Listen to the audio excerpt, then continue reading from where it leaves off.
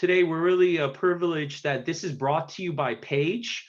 PAGE for SAMPE means the Public and Government Engagement Committee. So we're really honored to have PAGE, Public and Government Engagement Committee, organize this webinar. We have our own Brian Lisco, who is currently at Jacobs, is the chair of PAGE. And for those of you who are new to SAMPE, please feel free to let us know in the chat if you'd like to volunteer. Brian is a new chair of PAGE, and I know he would welcome your support. So that's one of the plugs I'm going to make today.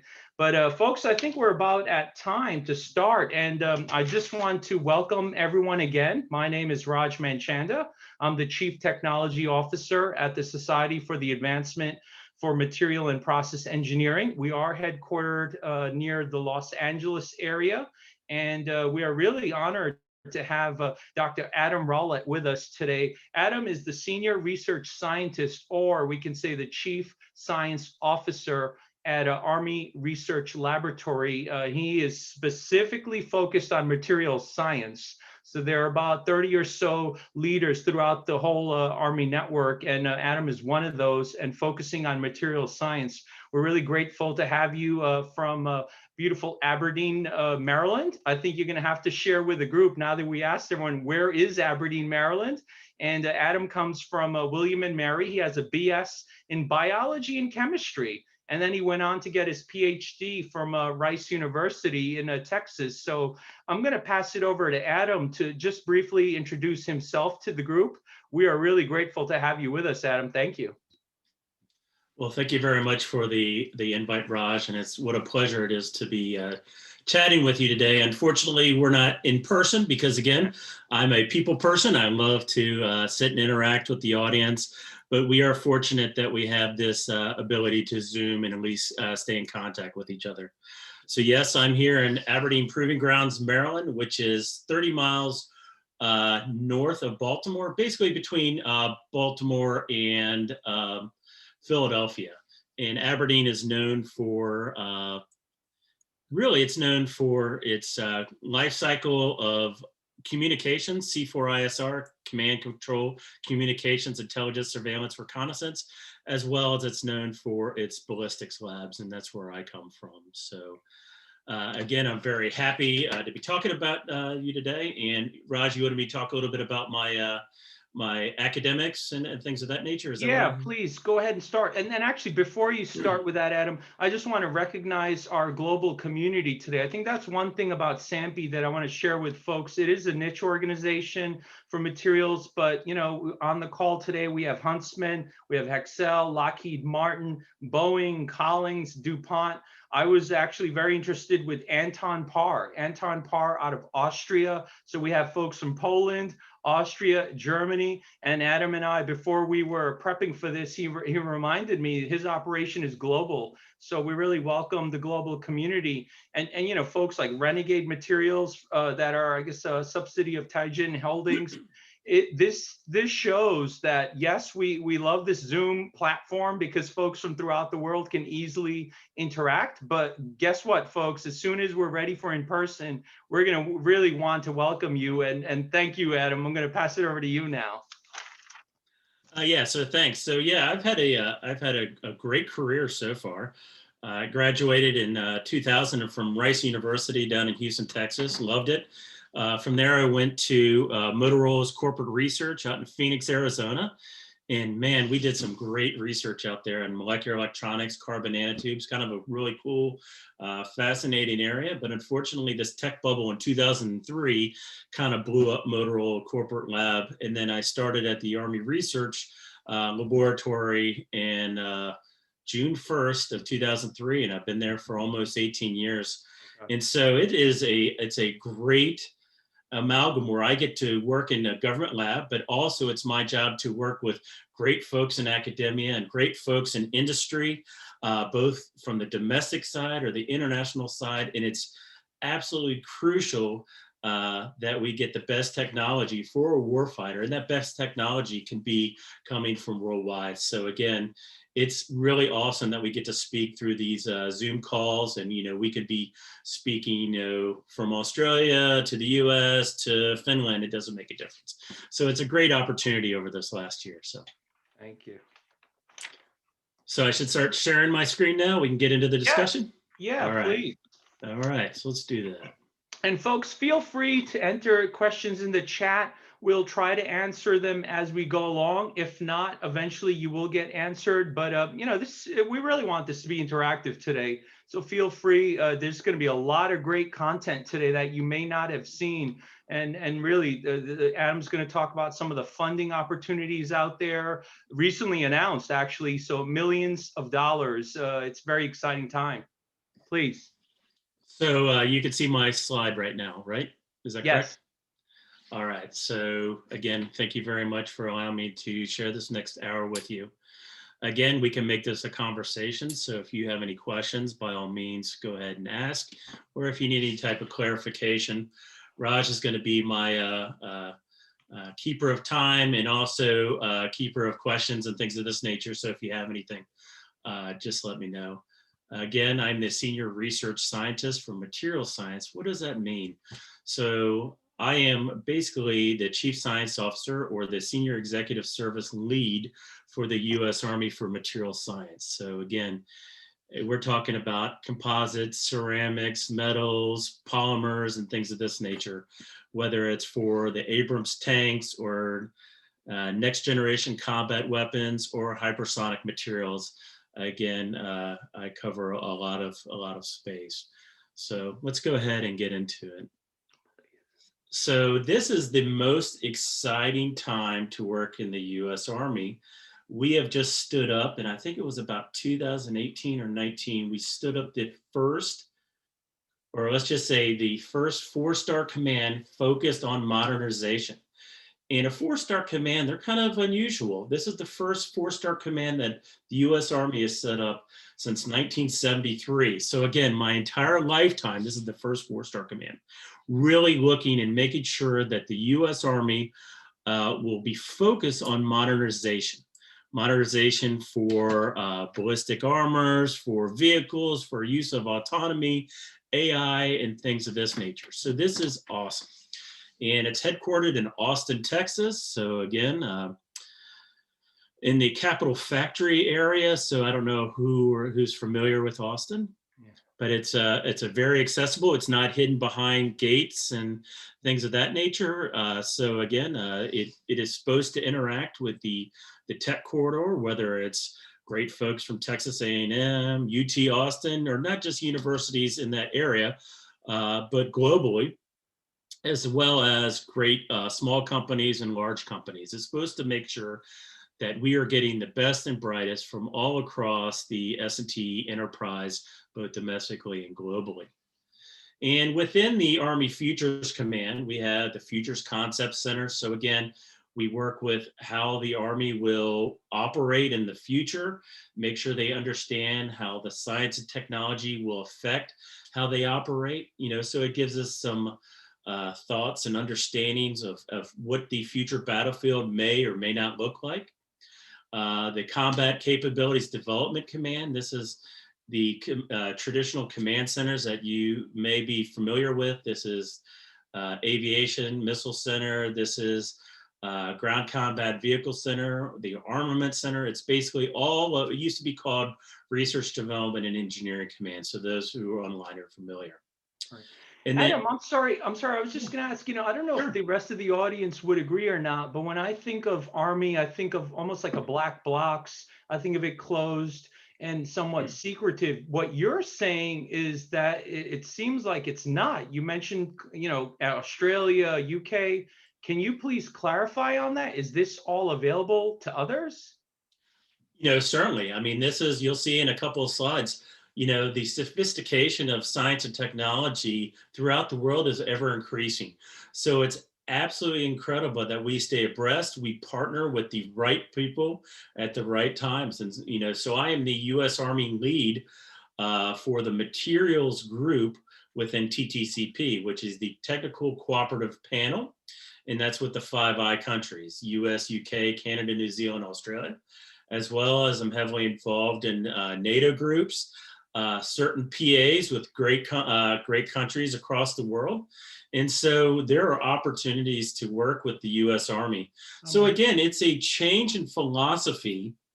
Probably up until about 10 years ago, we used to build big fences and say, everyone who is working on the Army systems stays within the fence. All the research on the outside, we'll listen to you, but we won't really work that well with you. But again, things have been changing. We've had this opportunity called Open Campus, where we have really trying to break down the walls of doing research with other great folks. We've had foreign postdocs that have come in and worked in our laboratories. We've had our researchers, go out to industry, across the United States.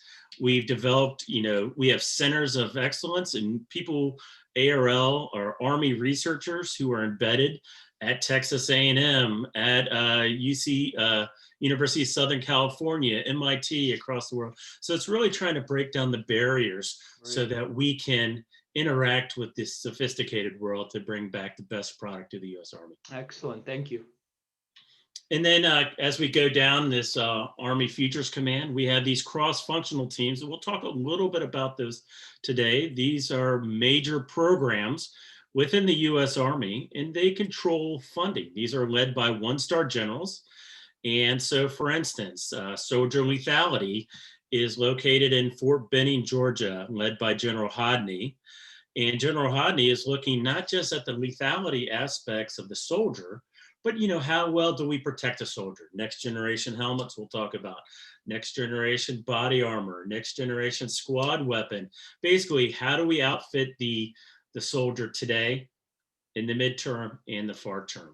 And again, we have another one on future vertical lift, next generation fixed wing helicopters and such, or next generation combat vehicle, how it would work with manned unmanned teaming. How do we deal with autonomy on the battlefield? How do we communicate on the battlefield? So really trying to focus on how the Army fights now and how will it fight in the next 10 to 40 years. So again, this is a great thing, and it's really changing the way that the Army is doing science and technology across the world. So it's very, very exciting. And that's very common, I think, with most of our friends from industry on the call, Hexcel, et cetera, quality, producibility, efficiency. So what you just said seems like that's going to resonate with folks on this call. Mm-hmm. So Army Corporate Research Labs. So there are about 3,000 of us. We are a fully operational laboratory, and we'll talk about that. The Army Research Office, so they are located in Raleigh-Durham. They are part of Army Research Laboratory. So again, we're very similar to AFOSR or ONR.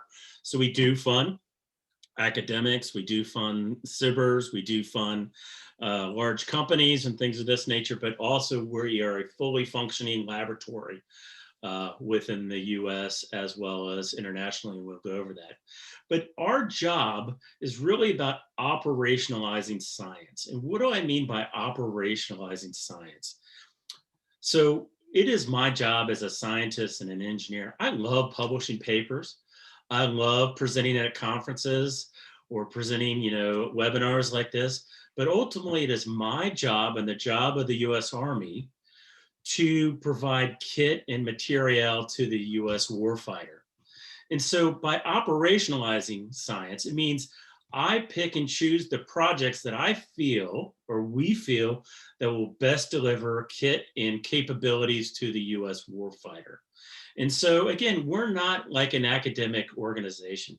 The great folks in academia are doing great work, and we're gonna work with them. But ultimately, at the end of the day, I'm looking out to make sure that we can take the best and brightest from wherever we find it. We can go through and go over these technology readiness levels, get it to a certain point where then we can pass it off to the US industry. Now, from a U.S. industry perspective, the U.S. Army labs, we don't develop anything. We're not industry. I don't develop kit. We actually make knowledge products. And from those knowledge products, we are working with the great folks in industry to actually produce the products. So again, you're never going to see the U.S. Army laboratory making the actual product and giving it to the U.S. warfighter. Very few times. So again, we really do want to interact with the great industry. So where's the TRL focus then? Is that in the middle or at the end on the applied side? So again, the Army Research Laboratory, we focus on TRL really about 2 to 4. Okay. Some of the other CCDC elements will go up and do a little bit of the technology. We'll build large prototypes and things of this nature. And so, but again, my job as the senior research scientist, I'm supposed to span the entire gambit. So I get pulled into the basic research all the way to project convergence, where we're actually building kit and we're trying it out in the the simulated battlefield. Oh my gosh. Okay. So it's very, very exciting. And then again, our job is to create and exploit scientific knowledge for transformational overmatch. And overmatch really means we always like to say in the US Army, the Department of Defense, I never want to send our soldiers into a fair fight. Again, it's my job to provide the best, most overmatching kit for the US warfighter as well as our allied partners to make sure that they can do their business. And so my job is to make sure that we're providing, we understand the state of the art. We understand the state of the art of the world's capabilities, and we provide that kit and operational capabilities to make sure that we can provide, the best protection that we can for the warfighter. So, and again, one of the other key lines on this chart is really my job is to look not just near term, not just midterm, which is 2035 timeframe, but also look deep future, the 2050 timeframe as well. So again, it's a big, tall order, but again, there's lots of folks that are working, helping us out in this endeavor. So what are we doing in the Army Corporate Research Laboratory? Again, we've been doing this for the last, I don't know if you could see my cursor, but again, this disruptive foundational research, we are a fully functioning laboratory, and we'll talk about our core competencies in the next couple slides. So we are, boots on the ground, hands in the laboratory, working on things that may not be sexy from a business perspective. If you look at the next generation of ballistic ceramics, our market, from a market share standpoint, we may only be 3 to 5% of the market. So again, from a ballistic ceramic standpoint, we may have to do that basic research and then share that with our best, industrial partners and things of that nature, And so it's important that we have laboratory capabilities to do that unsexy, research to really provide that capabilities, et cetera. Adam, thank you so much. Can you talk briefly about Dr. Scott Beckwith, who's SAMPE's Global Technical Director? He and I were talking, and he said, what is the interaction or collaboration with AFRL and others who, to me, from the outside, might be doing similar work? That's a great question. So we share tremendously across the services. It is, I wouldn't say purpleization of materials and projects across the DoD. That's kind of a loaded term. Purpleization means we don't have a Army research lab, a Navy, and things of that nature. But no, we share information. OSD, the Office of Secretary of Defense, has these programs called Centers of Interest, or COIs. So I'm heavily involved in the materials and manufacturing processes COI. Okay. And this is where we share information. We have regular meetings where we share information and projects, across the DoD. Excellent. And so phenomenal research, again, I'm the ST for material science. So Rich Vi is the ST for material science at AFRL. And Julia Christodoulou runs a lot of the material science programs from the Navy perspective. I'm on calls with them all the time. So I think it is an absolutely phenomenal global infrastructure to share information, share people and technologies seamlessly across the DoD. It's the best I've ever seen it in the last few years. Excellent, thank you. So also, not only do we do this disruptive foundational research, but also we're working with TRADOC. This is our warfighters who figure out concepts of how the Army will fight in the future. And they do war gaming and things of this nature. We'll talk about that in a few moments as well.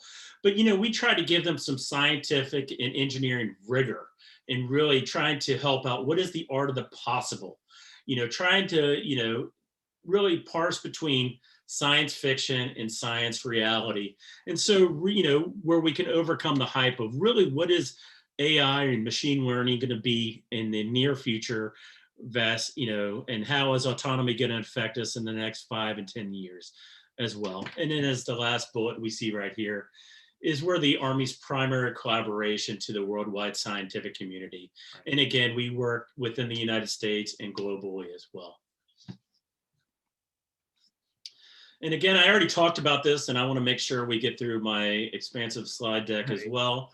But really, from an early TRL standpoint, we're in charge of doing that scientists and developing the concepts, which will later inform that technology. When I mean technology, I mean building of the prototypes and seeing how, taking them on the ranges and see if basically increasing the warfighter touch points and seeing how well they operate and seeing things that, normally scientists and engineers are not, we don't really think about the how well the warfighter is going to be using that, whether it's in a desert environment or a human environment or a marine environment, things of this nature. So this is probably one of the exciting things that the Army Futures Command is doing is that Project Convergence, where they come together multiple times a year and you have these soldier touch points. It's really, really exciting.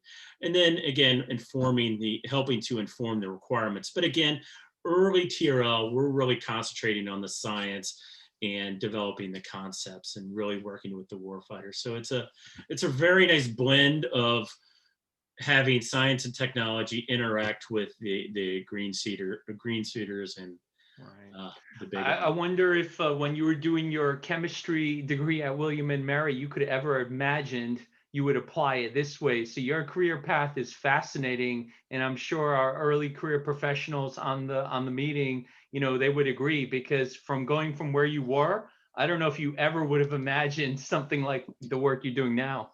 I mean, that's the absolute really cool thing is like, you never know where you're going to go from a science perspective. My thing is keep your eyes open, never say no, look broadly, find a good mentor that will be able to give you great advice. But the biggest thing I would have to say is maintain your professional network, because your professional network is always going to, look out for your back when you need help with a hard science problem, or if you need to, be invited, whatever it may be, that scientific network, whether it's through SAMPE or another organization, is absolutely key. We didn't even pay you for that ad, so that was the best. Adam, thank you so much. But I'm telling you, it's crucial. Your network and getting a good mentor is really, really important. Excellent. I mean, I could speak for the next 4 hours on this stuff if you really want to. That's the next webinar. That's fine. Yeah.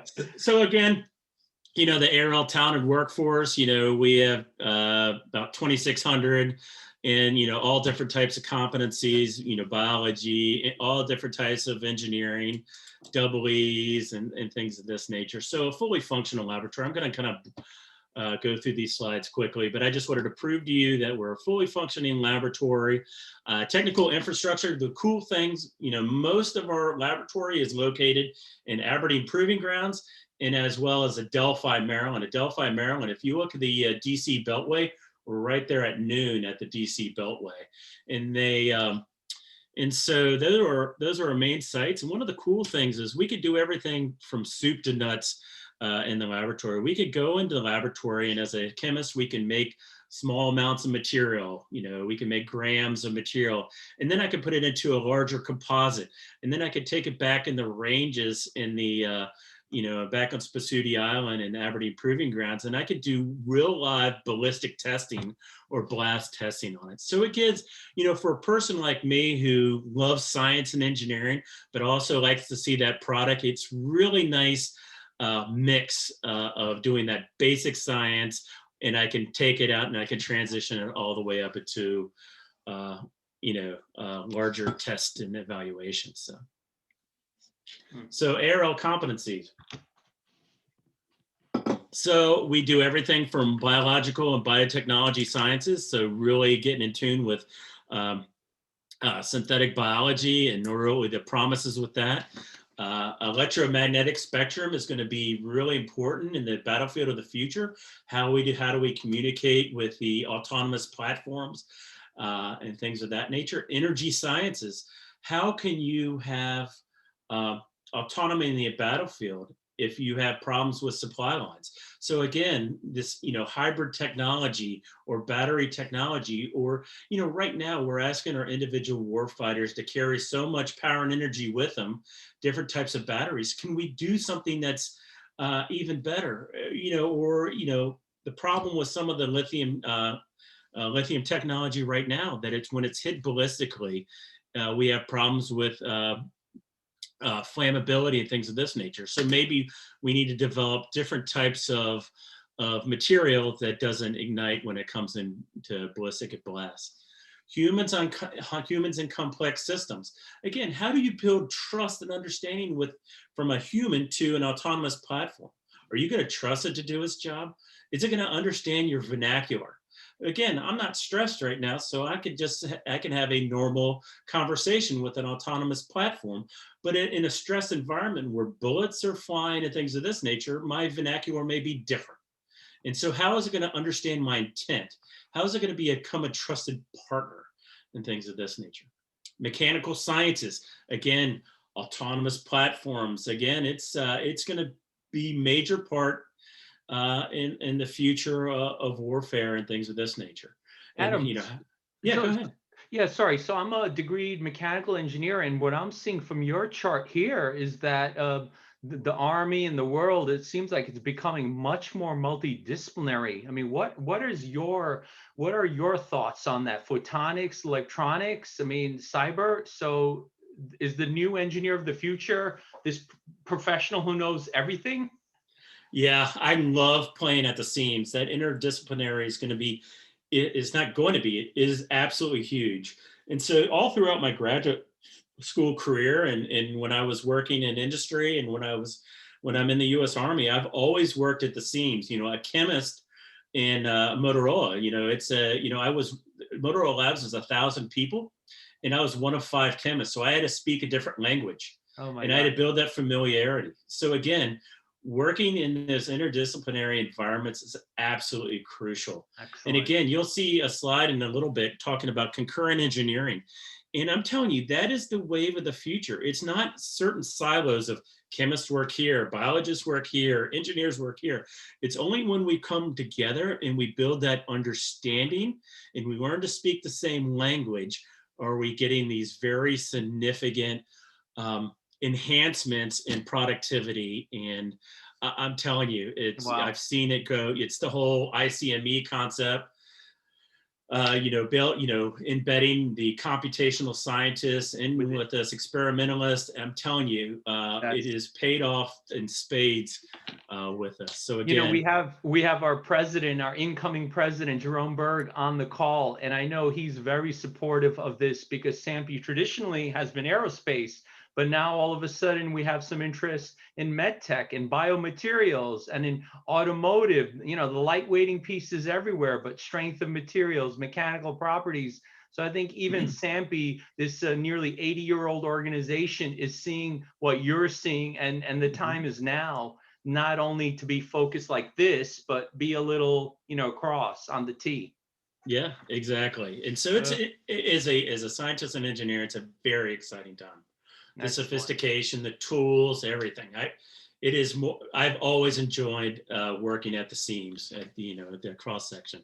So again, just finishing quickly of this slide, science is extreme materials. I'm mainly worried about the blast and ballistic, environments. So strain rates that are 10 to the fifth and higher. Most people in industry are working with car crashes, a couple orders of magnitude, football helmets colliding. But again, I'm looking at an order of magnitude plus more from a ballistic standpoint. Terminal effects, again, think about how I could best protect that soldier or that vehicle. So the more I understand how the effects of the projectile interact with the material or the material system, that's what we call terminal effects, the better I can understand that interaction, the better weapons I can make, and the better protective kit I can make as well. And again, weapons science, from all the way from the blast, to the term, from the effects is really important to us. So again, we have a long legacy of, the Army Research Office or the Ballistic Research Office or the Watertown. We've been doing research for the U.S. Army for over 100 years. We're best known for our SAMPE projectile that has been seeing great success and, Operation Iraqi Freedom and over in the Gulf to the enhanced combat helmet. This green ammo, taking the lead out of the ammunition and things of this nature to make it more environmentally friendly. Recent transitions, the Gray Eagle working on the propulsion systems, or the next generation squad weapon, which is a very capable weapon, not just making the weapon itself, but tuning the ammunition to make sure we maintain overmatch to, some of these emergent scientific outcomes that we're working right now. This fireproof battery, I kind of alluded to it before. We worked on a new electrolyte that is water-based, aqueous-based, and so is not as flammable as current lithium-ion batteries right now. And Raj, as I mentioned to you before, our good friend is working on this ultra strong steels. We've printed steels that are 50% stronger than anything commercially available. This is on par with current forged steels. And so this is additively printed. So again, you can actually develop that. You can put that design in there. So you can have blast mitigation or get this other, that's the very exciting thing about additive manufacturing. And we can have an entirely another seminar on the benefits of AM. And I did send Brandon a note right after we spoke. So I'm going to look up my old friend. Yeah, he's again, that network is absolutely key. So again, I think that's a great way to do things. Good. So this is a slide that I kind of alluded to before. Just look at the U.S. map. One of the cool things is historically up until the last 10 years, we were located in Maryland. But this open campus, we developed offsite locations at ARL Northeast. That's located outside of Boston. ARL Central, located outside of Chicago. ARL South, which is located in Austin, Texas. And ARL West, which is located in the LA area. And this is not just one or two S&Es or just some type of office. This is laboratories. This is folks working in that ecosystem, whether it's at one of the laboratories up there, whether it's industry or academia, and again, we send our folks out there all the time to work in that local ecosystem because the best and brightest don't always want to work in sunny Aberdeen Proving Grounds. Even though sunny Aberdeen Proving Grounds doesn't sound as exciting as sunny California, but again, it's really to hook in with that talent that may have a geographical restriction. And then, as I alluded to before, again, the U.S. science and technology is very robust, but there is great science and engineering ongoing worldwide. So interacting with, great folks in the Aero Tokyo office, again, they're looking across that area, whether it's, great research from Taiwan, Singapore, China, Australia, New Zealand, Japan.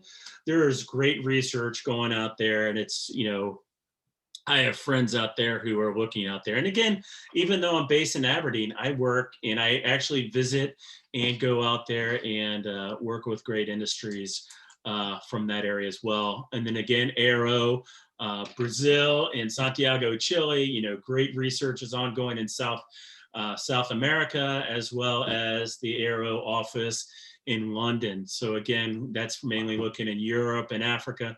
So again, it's pulling in the best and brightest across the world to do good science. Whether it's for the U.S. Army or the DoD or NATO allies, etc. Yeah, truly global. This was I wasn't aware, so thank you for sharing. Yeah, so it's a very, very exciting time. So Adam, for your reference, you're on about slide 10 or 11. So I know you have a large packet. You decide how you want to pace it. We don't want you to rush, but just to give you an idea, about 30 minutes.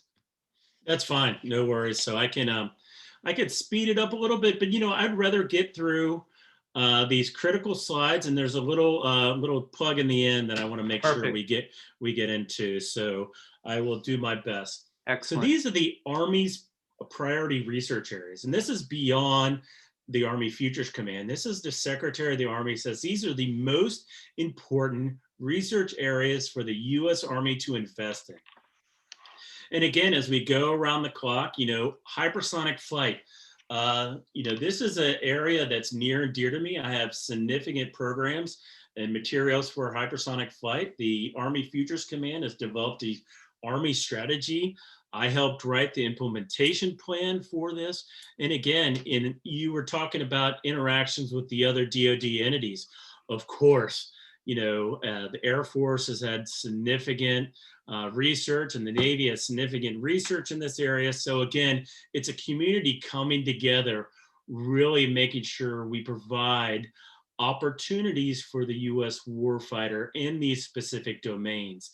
So again, we're looking at how are we going to deal with hypersonic flight, again, in the deep future, new materials for the leading edges, new materials for the IR or the sensor domes.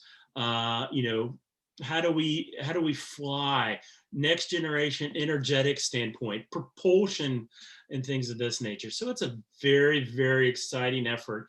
And again, from an OSD perspective, Office of Secretary of Defense perspective, hypersonic flight is the top priority.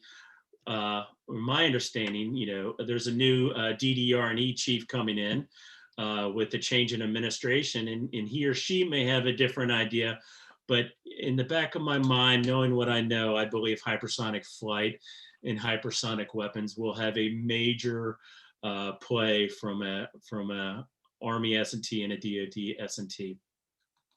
Quantum is an area that I'm not very versed in, but again, it's going to have major implications of how we do protected communications, whether it's on the battlefield or whatever that may be. Artificial intelligence, again, I'll group in machine learning there, from the shorter term. I think it's going to have major implications. And we'll talk a little bit about that toward the end. Autonomy, I've already talked about, whether it's on the ground, on the air, undersea, whatever it may be, is going to be having a huge area.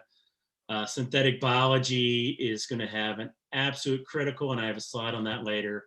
Materials divine, we'll talk about that. Disruptive energetics, how do we get outside of the normal traditional CHNO energetics? That's carbon, hydrogen, nitrogen, oxygen, that have dominated our energetic materials for the last 250 years since the invent of gunpowder.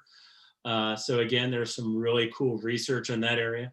Additive manufacturing, boy, this is a hot topic for all of us. Yeah. And again, how do we build in that functionality? It's not just the material itself, but it's how the material is fashioned and functioned.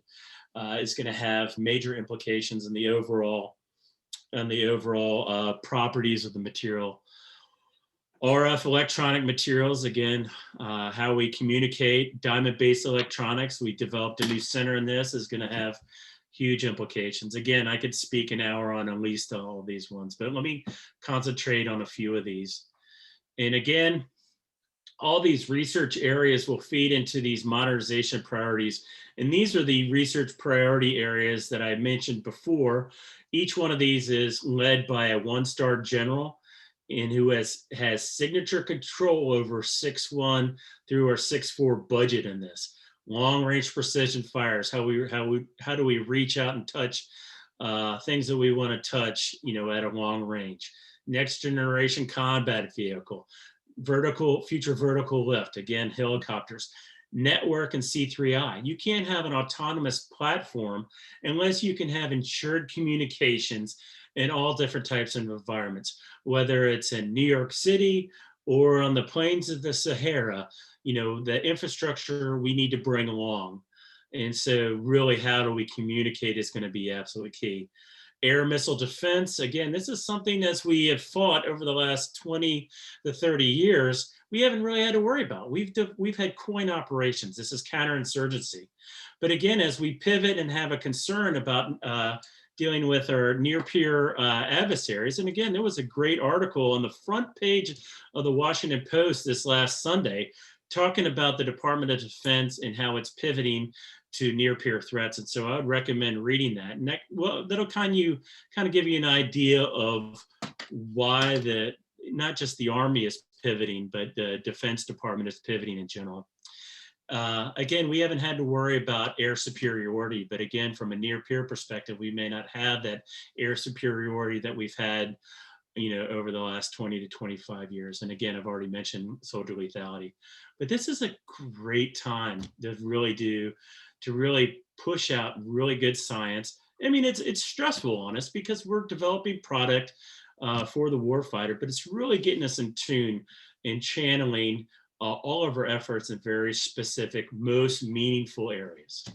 Adam, one of your previous slides illustrated there's a large civilian contribution. So when I see this future vertical lift and next gen vehicles, I know you're all about collaboration. I know ARL is about collaboration, but is this something where our friends from Boeing are talking to you guys about future lift? Okay, good. Oh, 100. Again, our job within Army Futures Command, we are not developing anything besides knowledge, products, and prototypes. We are, if we cannot transition this to our industry partners, we are not doing our job. Because again, who is making the F-35? Who is making the next generation Abrams? Who is doing it? Is not the Army Research Lab. It's not AFRL. It is the great industrial partners. And without that connection, we are not doing our full business. So it's absolutely critical. And it goes the other way too, from the academic perspective. And again, you'll see in the next couple of slides, I hope, we are developing these centers all across the United States to look at very specific efforts and things of this nature. I mean, small business, the supply chain is really robust, whether it's supply chain for our academics, these students and whatnot, but supply chain for folks like Boeing or GM, et cetera. You guys are wide open to those participating. Oh, 100%. As we were talking about just before the seminar, there was a cyber contract that just came out today, and it's called X-Tech Search. And it's looking at US-owned small companies, and it's trying to break down the barriers of contracting with the US Army. And it's to give grants, very quick to make grants to these small companies that are non-traditional partners, because how do we tap into these mom and pop shops who have great technologies? Working with the US government is not always user friendly. And so how do we best work with these mom and pop shops or small companies and things of this nature? So again, the Army acquisition executive, Dr. Jetty, came up with a couple years ago with this thing called X-Tech Search. And it's a way to actually push money out to these small entities and to give you visibility to the highest echelons of the senior executive service. And again, the AUSA meetings, a lot of times the winners will present their technology to the Army acquisition executive. This is a 4-star equivalent, as well as to, Chief of Staff of the Army, maybe, if he or she is in attendance. So it's a great way to push that technology. Wonderful. Again, it's that handshake. So again, from a science perspective, I see we have about 10 more minutes. Right. And so from a science perspective, we do all these are our most essential research programs with the Army Research Labs. And again, they're just, kindly, they're really fitting into the Army modernization priorities, hitting in with the Army priority research areas and the cross-functional teams, and really making sure that the Army is able to fight and win now and into the future, whether it's synthetic biology, number 9, or number 8, to make sure we're able to provide the next generation of body armor to the U.S. soldier. So again, let's just go through, let's give a notional example, and I have many other examples, but I'm going to be run out of time. Let's look at for long-range precision fires.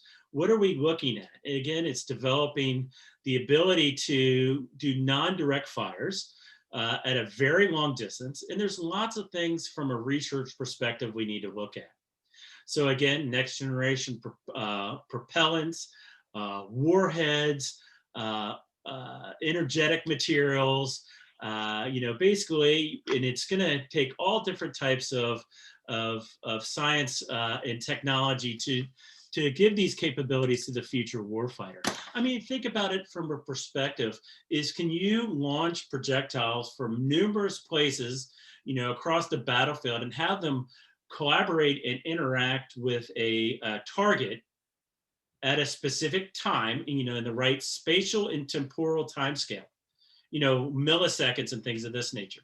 And can it adapt at the right time? So if I needed to take out a certain target, whether it's an embedded bunker or a squad of enemy combatants, or whatever it may be, to give the commander the ability to adapt at the speed of the fight. And so, we're not just talking about the same boring 155 shell, that we put on a GPS package. And how is this going to interact in a GPS denied environment? So again, it's much, you got to unpack this, and there's many things to unpack. And again, we could spend another hour talking about this.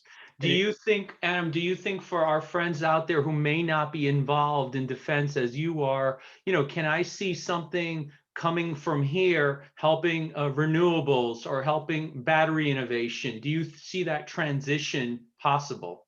Oh, yeah, of course. Again, just like we were talking about Brandon's research in the additive manufacturing of super strong steels. Again, from a Army researcher perspective, again, I have to worry about fielding 100,000 of these unique items, because I have to field it. We're a standing army of 450,000 folks, again, plus or minus that number, I don't know the exact same.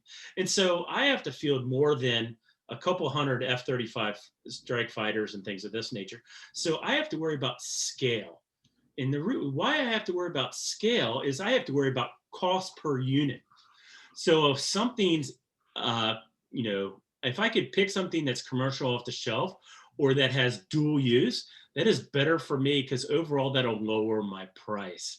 So again, if I come up with an exotic material, an exotic way to defeat, X projectile, to, give the best kit to the soldier, maybe the Special Operations Command, where they only have to, make 1,000 units, fine, they may be willing to spend that. But again, the Chief of Staff of the Army may not be able to pay for that for, at 100,000 units or whatever it may be. So dual use technology is absolutely incredible and absolutely important.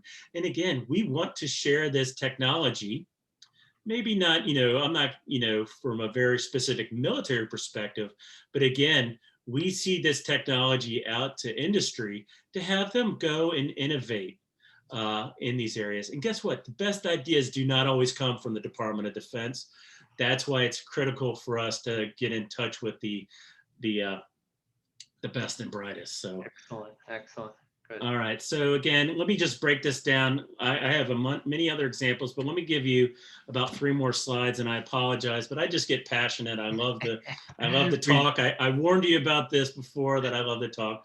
But again, this will break down this essential research program that we have on it, that ARL. Again, polymer additives manufacturing, can we actually print our propellants to give them a higher energy density so we can control the performance profile and the structure to give it more energy as it leaves the gun barrel without blowing up the breech and things of this nature. So can we give it the right energy push as a projectile launches?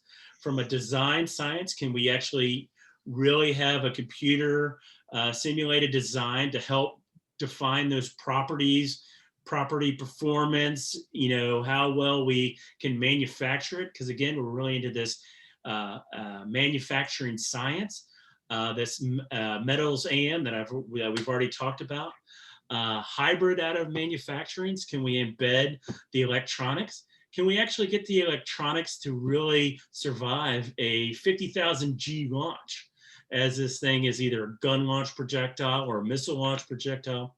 So again, it's really that amalgam of coming together to all looking at a single thrust and how well additive manufacturing is going to affect our capabilities in the future. And I'm going to skip different areas, and I apologize for this again, but I really wanted to come to this new area. This is a new call called Materials by Design, Materials Discovery for Extreme Environments.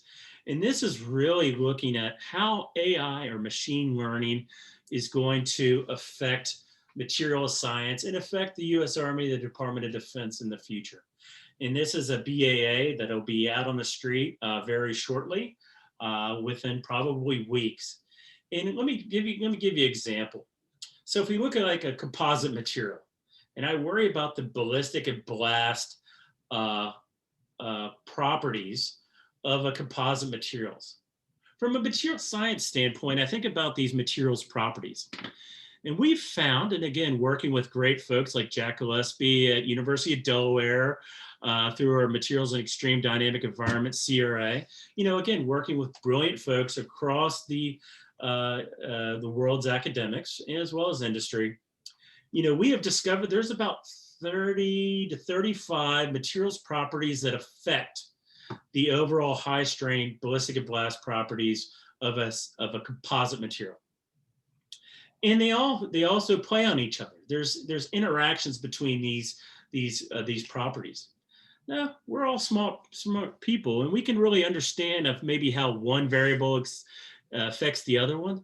But really, when you add 35 variables, that actually blows our mind. That is, the number of possibilities to make the next generation of materials, or not just materials, but the way it's assembled is beyond our understanding. But this really fits in perfectly with actually machine learning. And machine learning will help us look through those 35 variables to figure out the best ways of not just the material itself, but maybe amalgam of materials to interface design and things of this nature. We believe that it'll help us parse through and find that needle in the haystack. But also from a material standpoint and an AI standpoint, if Google and all these folks have done a great job about using AI and machine learning to look through visualization, through pictures. So, when the algorithm can look, it can define a cat. But that cat can be, that algorithm is trained by 100 billion images and things of this nature. But from a material science standpoint, we don't have that. But again, this advanced processing characterization is using autonomous platforms to act at a small scale to make these materials so we can really understand and really help parse through this needle in the haystack.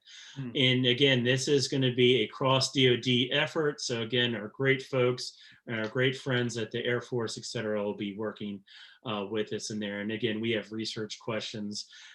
So again, by all means, look through this. And then again, it will have interactions from an academic perspective and industrial perspective as well. So with that being said, again, I really appreciate your time, and I am very long-winded, but basically I'm really No, passionate about what we do. So thank you very Adam, much I for your time. feel like you took us back to grade school or something where, you got your first volcano kit or something, circuit boards. So we really are very grateful to have you and your passion. We're going to let the audience know if the slides can be made available for release. Adam's office is checking on that. So we'll get back to you folks who've registered. There is one question I have right in front of me, Adam. Please tell me how DevCom and ARL differ. Oh, so that's a great thing. So I took out the wire chart, because of how everything builds. So the Army Futures Command is a 4-star command led by General Murray, who reports directly to the Chief of Staff of the Army, Secretary of the Army. So I think there's 10 4-star commands across the U.S. Army and the Joint Command. These are the CENTCOMs, et cetera. So underneath that is CC DevCom capability. I forget what CC DevCom. I'm on the spot right now. I'm gonna forget. Again, that's basically RDE-Com. So it's led by a 2-star general. And underneath that is the CCDC elements, whether it's ground combat system up at Warren, Michigan, armament center up at Picatinny, Missile and Aviation Command that's down in Huntsville, Alabama. And again, we are in par with them. Again, the Army Research Lab does that underpinning research that feeds up to all those great folks. Army Soldier Center, so up in Natick, I could work with the great folks. So again, my boss, Pat Baker, sits, in the same playing field as all the rest of the CCDC elements and report to the CCDC Commanding General. Excellent. I think, one of the great points that you brought out today, the research is fascinating, it's exciting, it's multidisciplinary, but what your role, your leadership in identifying the applications and the actual use for our war fighters and for all the vehicles and then the other equipment involved, that's critical. So we love our professors on the call. We love our professors who are members of SAMPE. And I know, we have German from University of Michigan on the call. He's one of our SAMPE leaders, but, taking that research and getting product or application out of it is so critical, which you've shared with us today. And by all means, I would love to come and chat with you all more, whether it's through, a web conference or, if in person. Hey, we're gonna get Camex on your calendar. October. You said you love Dallas. I do. I went to school in Rice Union in Houston, Right. Texas, so I'm a big fan of brisket. So Right. anytime I get a chance to come down to Texas, us folks up in Maryland, we could do crab cakes, but that's about Nice. it. No, that's nice. Folks, this has really been a very fortunate, exciting opportunity to get so personal with Dr. Rawlett. So we hope you take some of his advice, some of his guidance, whether you join SAMPE, whether you join another association, there's a lot of value. Someone like myself, I've been a member for an association for 30 plus years. So I do feel Adam's right. Your traditional foundation is great. We need that. You got it from William and Mary. I got mine from Boston University. We need that. But after that, what you do with your degree and you wind up in a place like this, it's fascinating. We are, again, so fortunate to have you with us today. And I tell you, that mentoring of that next generation of the scientists and engineers is the absolute most important thing that we can do Right. For us. That is our legacy as senior leaders as we go through our career. And So the again, future that's something workforce, Adam, I'm sure you very guys passionate. think about that every day, the future workforce. How do we get folks ready? We saw in your presentation today, photonics, materials, it's there. This is high tech. We need folks who can do all this. Yeah, so again, I work with everyone from a high school student, all the way up. So again, the way that SAMPE or the global enterprise can actually encourage our children, our future generations to stay in STEM, to understand STEM, get in this hands-on learning is absolutely critical for the global infrastructure and things of this nature, whether it's a defense or industry or healthcare and things of this nature. It's absolutely credible. Wonderful. We certainly are going to lean on you again, Adam. So don't forget us. And folks on the call, actually, most of you have stayed on throughout the hour from all over the world and country. So thank you. There is a quick survey right after in a minute. So please make sure you tell us how we're doing. It's very important for us.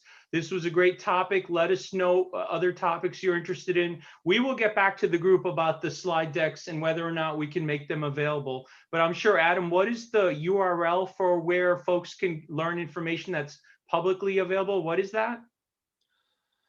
I will have to get back to you on. I mean, if you just Google U.S. Army Research Laboratory or the Army Futures Command, that is the best means to do that. And again, there's plenty of things out on the web. And again, Army Futures Command is really looking to work with that universities. Again, they have elements located down in Austin, specifically targeting academics, whether it's, within the US or internationally, right, as well as small business, as well as prime contractors. We got to show you guys the love too.